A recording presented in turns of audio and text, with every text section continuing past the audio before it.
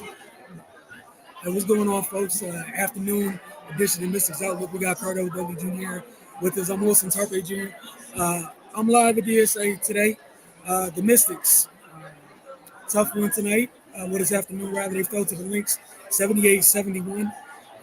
Been kind of several tough outings against this team. The past couple times they've been out. Ricardo, what do you take away from this one? Because yet again, another game where they were in it for 3 quarters. Like they had the lead after 3 quarters, and then just the fourth quarter. The shot selection, I think their shot selection did them in, and overall in the second half, I just think the turnovers really got them. You can't turn the ball over against this team, man. They had 8. I think they had 6. They had 8 in the second half. They finished with 16, but you can't turn the ball over against this team. They're second in the WNBA in points off turnovers. They score 18. Today they scored 21 off the Mystics. 16 turnovers.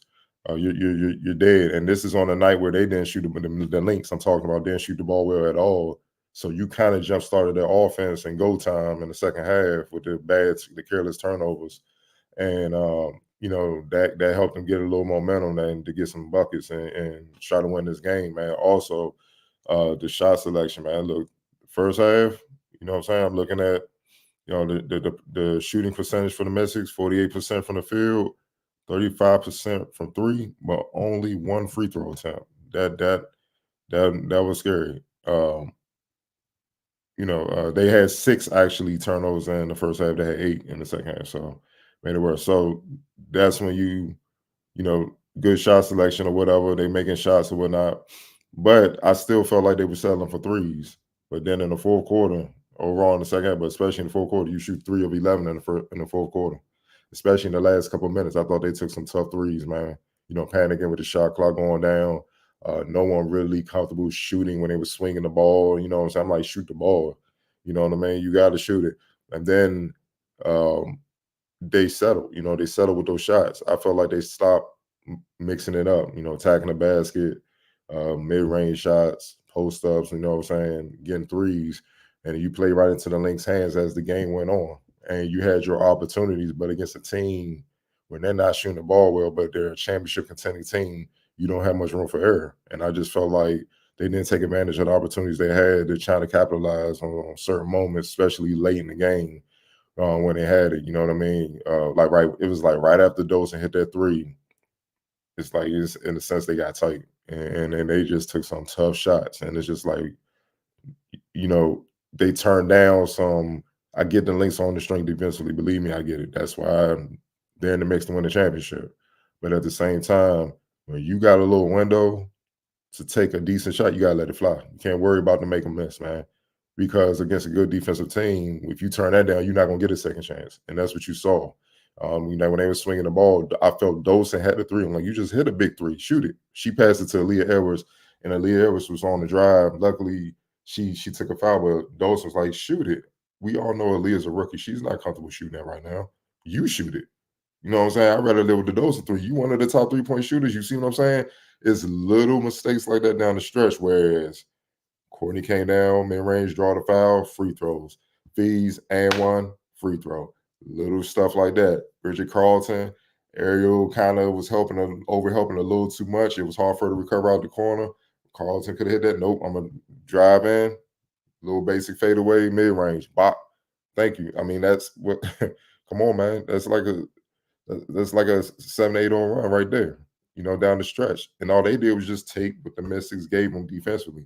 That's the difference in why they won the game. And that's the difference why this team is competing for a championship. On an off night, they still were fine. They found a way to win, whereas the Mystics are still trying to figure things out, you know what I'm saying, overall. You know what I mean? As of late, they've been playing better, but they still not at that level. And that's what made it all more, a little frustrating down the stretch. It's like, man, you had openings and you had openings, and you just didn't run the ball up that hole, or you didn't, so to speak.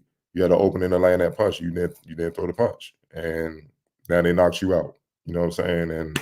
And that's what you saw. Also, the bench. The bench been playing well. Minnesota made sure they didn't give them that boost tonight. You know what I mean? So It's a tough loss, man. They got 5 games left. Gonna see what happens tonight. Could be, where everybody situation where everybody lose, but look, they it's getting to that time, man. You can't afford no more losses, man. You right there. Got a game against the Sky, 2 straight games against the Dream, and that to me will determine what it is. You know what I'm saying? Even with 2 games left, so they got to clean up the little things, man. And the shot selection, stop panicking, man. I feel like they got enough vets where they know better. You know what I mean? Just take even if it's not a great shot, take the shot that's there and stop settling. Yeah, to piggyback off your point, I agree with you wholeheartedly. It felt like in the first half, some of the extra passing did lead to great shots. The second half, Minnesota tightened up some of that space. You weren't going to get a great shot after passing up that look. You know what I'm saying? Like, just to double down on your point, and that's what it was. That's a that's a, that's a team contending for a championship. You did a great job in the first half moving the ball to get great shots. They weren't giving out great shots in that second half, especially in the fourth. You're gonna have to take the good shot. And when you didn't, like you said, Minnesota almost made him pay every single time. It is like almost every time. Like sometimes it resulted in a turnover, right? Other times it wasn't necessarily a turnover per se in the stats, right? But like you said, you brought up one of the possessions where Aaliyah gets the ball late, where let that fly.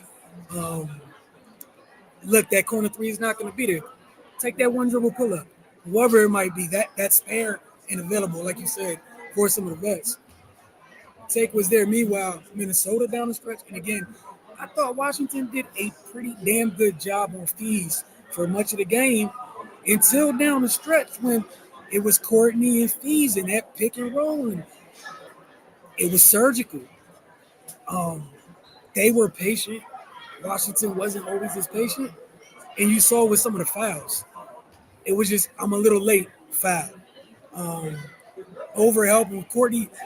I don't think Courtney Williams gets enough credit because the fear she puts in you knowing when the screen is set, she can do whatever, she can manipulate whatever defender it is in front of her, right? With her handle. And then again, unlike, all there are good guards in this league that are good mid-range shooters. This is a great mid-range shooter, all right? Like this is when you talk about mid-range shooters in the W. She's in that conversation no matter what position we're talking about. She's a female Lou Williams.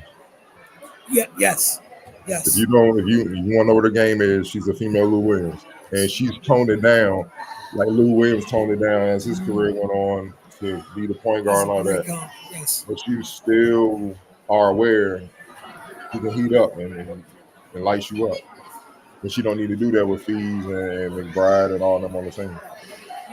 And the fear that she's able to put in you because they string that pick and roll out until until the defense is forced to show their hand. You're Mm-hmm. giving up something. It's a mid-range jumper, a floater, or Fees is getting something. You're giving up something. Like they had whatever guard it was in hell trying to get around the screen, get under the screen, get over the screen. The biggest help in how far up do you come to help? If you come too far up, Fees is slipping. But again, just the execution down the stretch, like you said, it's a team that is trying to contend. It's a team in contention versus the team trying to string together W's versus the team still kind of, I want to say learning to win, but for the most part, yeah, down the stretch, learning to win consistently. And that was a difference down the stretch. They also had that rough stretch, I think like at the start of the fourth, where I think Melvin had a couple tough plays where one was a turnover and then the back-to-back fouls in transition, where it was like back-to-back old-fashioned three-point plays, which swung some momentum a little bit. And it was just those little things, like you said. It was 8 of the turnovers in the second half, and it's been like that for much of the season with Washington. When they turn it over is damn near as important as how much they turn it over. The win, the It's win is tight huge. first time, Yeah, that's what I mean. They get tight. They get tight, and sometimes I think they just at times it look like it's too much system ball. Get the ball to your stores, and sometimes you just gotta move out the way, bro. Just move, let them go to work. Sykes, come on, like go to work, create something. You know what I'm saying? It's just you see it at times. They become stagnant late in the game, then they press, and then you see the shot clock going down. Let me throw this three up. and that's what the Lynx played into. And credit to the Lynx for doing what you need to do to get out of here with a W. Like you said, that's the measure of a contending team, a team that wants to contend for a championship. Is on your bad days, on your bad nights, you're able to still get a dub. Um, Player of the game. Uh, gotta go with Fees, man. She found a way. Not the best shooting night, but on the off night, man, what she I mean, on the off night, it was at 19 and 12. Yeah, I mean, the off Yeah, night, 19 and 12, dog. and a lot of the work from the free throw line, but there's only one way you get to the line. You got to be putting pressure on somebody. Mhm. You know what I'm saying? There's only one way. And again, talking about just an example, could have went the other way if she was the type of player that settled. She stays out of the game for the most part, wait till a jumper falls. That's not the case. Um, X factor. All right, we didn't mention it, but I like what Letitia Hyman brought off the bench: 10 points, 4-6 shooting, one turnover.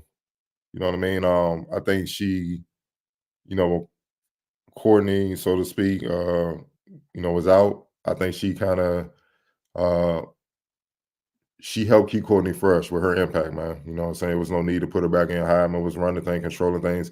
Even when the Mystics had a, lead or something like that, it was still steady. And obviously, it was clear that Cheryl liked what she saw with the flow. And she went with it, man. You know what I mean? She was huge off the bench, man. Like she averages 4 points a game, and then she gave you 10 and 3. You know what I'm saying? In 17 minutes on 4-6. Like I said, the little things, when Fees is struggling, when McBride was struggling, she 4 for 6. Carlton struggling. She stepped up, and that's why they got the narrow one. Yeah, and not to mention there was several bad possessions they had when she was on the court where she bailed them out of bad possessions. Yeah, Where you know what I'm saying? Is honestly everything you said agree with, but those possessions were huge because if those possessions don't work out in their favor, they don't make something of those possessions. Washington's at home. That could be transition opportunities for that second group. We've seen that second group carry a lot of weight. Like I mean, land heavyweight title bout type blows during this last 4 to 6 games for Washington. And I thought she did a great job of kind of controlling the game for the second unit for the Lynx. Um, but she was a little bit more steady than Melbourne tonight, right. which was big. The last thing before you go, the Lynx was 17 and 17 from the line, 11 of 11 in the second half. 11 of 11 in the second half. That tells you what it was. Let me go to the fourth. The fourth quarter alone, they were 9 for 9. In winning time, 9 for 9 from the line in winning time, and that's the thing. And I think sometimes, like I said, we get out of here. That's the thing. Sometimes, like that's the difference between a contending team and the team trying to figure things out. It's down the stretch, y'all. Like winning time it's the barometer for where your team is at. They played to their strengths, and the Mystics, like Minnesota, played to their strengths, and then the Washington seemed like helped cater to playing to their strengths with the mistakes that they made. You see what I'm saying? Defensively, turnovers and stuff like that. I mean, just had the free throws. Like, think about, 17 for 17 and 11 came in the second half. You know what I mean? Like, that's just breakdowns. No other way to put it. And capitalizing on each and every breakdown is what it felt like. Winning. Yeah, I yeah. think they forgot, they've been trying to rebuild since Maya and Simone and Rebecca and Sylvia. The point guard, her name's for Waylon, I got you. Waylon. Was that mob did their damage, like 4 WNBA championships, and they retired slowly but surely. I think they forgot how much of a great coach Cheryl Reeves is, you know what I'm saying? And she got some talent now. She's reminding folks what it is, you know what I'm saying? So, like, in a way, she's similar to Pop for the WNBA side, same type of damage. So, we can win it destroying you, or we can win it playing chess and just calculate the moves. It's however you want it. Man, and again for Washington, like you said, big 3 game stretch coming up. 2 of the next 3 on the road. Next Sunday they're back at home. But like you said, you got a chance to, if you're able to get it done, you have an opportunity to take wins from the team standing in between you in the 8th spot. So, again, like you said, those next 3 games, this next stretch this week is huge. Yeah. Again, we'll see how things look. Appreciate you guys tuning in. And y'all enjoy the rest of your weekend.